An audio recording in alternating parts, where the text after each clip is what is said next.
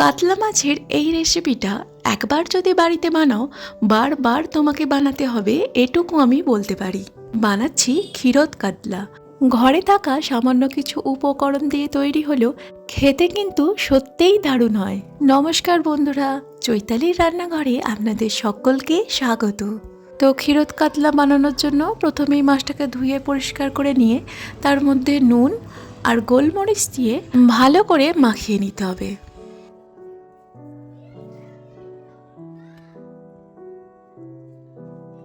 প্রত্যেকটা মাছের পিসের মধ্যে নুন আর গোলমরিচ খুব ভালো করে মাখিয়ে রেখে দেবো মিনিট 10-এর জন্য। এবার দেখে নিই মাছটা রান্না করার জন্য আর কি লাগবে।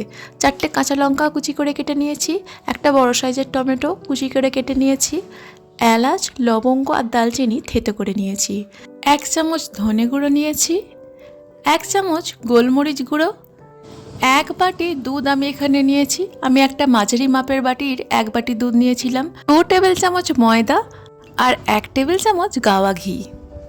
তো প্রথমেই কড়া গরম করে নিয়ে তার মধ্যে প্রয়োজন মতো সাদা তেল এখানে নিয়ে নিতে হবে। এই রান্নাটা কিন্তু সাদা তেলেই করতে হবে, সর্ষের তেলে কিন্তু এই রান্নাটা ভালো লাগবে না। সাদা তেলটা ভালো করে গরম হয়ে গেলে একে একে মাছগুলো খুব সাবধানে তেলের মধ্যে দিয়ে মাছগুলো ভালো করে ভেজে নিতে হবে। আচ্ছা, খুব কড়া করে এখানে মাছগুলো ভাজার কোনো দরকার নেই, মাছগুলো হালকা ভেজে নিলেই চলবে। খুব কড়া ভাজলে এই রান্নায় মাছগুলো ভালো লাগবে না।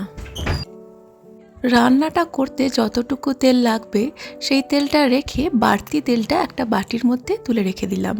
এরপর 1 চামচ গাওয়া ঘি তেলের মধ্যে দিয়ে ঘিটা ভালো করে গরম হয়ে গেলে একে একে গোটা গরম মশলা থেতো, কুচিয়ে রাখা কাঁচা লঙ্কা দিয়ে একটু নেড়ে চেড়ে ভেজে নিতে হবে।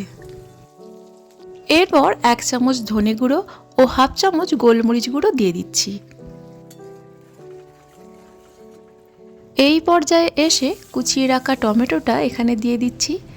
এরপর নেড়ে ছেড়ে টমেটোটা একটু ভেজে নিয়ে যে 1 বাটি দুধ নিয়েছিলাম তার মধ্যে 2 টেবিল চামচ ময়দা খুব ভালো করে দুধের সাথে গুলে নিয়ে এর মধ্যে দিয়ে দিতে হবে। এরপর খুন্তি দিয়ে খুব ভালো করে দুধটা নেড়ে ছেড়ে নিতে হবে। তারপর দুধটা ফুটে উঠলে এর মধ্যে স্বাদ মতো নুন ও 1 চামচ চিনি এখানে দিয়ে দিচ্ছি। এরপর ভাজা মাছগুলো এর মধ্যে দিয়ে দিচ্ছি। ভাজা মাছগুলো একটা খুন্তির সাহায্যে গ্রেভির মধ্যে ডুবিয়ে দিতে হবে যাতে গ্রেভিটা ভালো করে মাছের মধ্যে ঢোকে।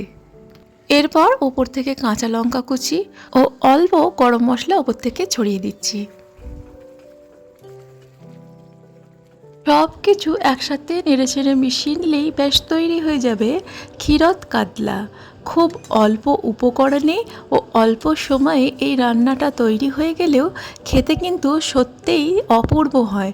গরম ভাত বা পোলাওয়ের সাথে সত্যিই দারুণ লাগে খেতে। তো কেমন লাগলো আজকের রান্নার ভিডিওটা অবশ্যই কিন্তু জানিও কমেন্টে। আর আমার ভিডিও যদি তোমাদের ভালো লেগে থাকে তাহলে অবশ্যই সাবস্ক্রাইব করে পাশে থাকার অনুরোধ রইল।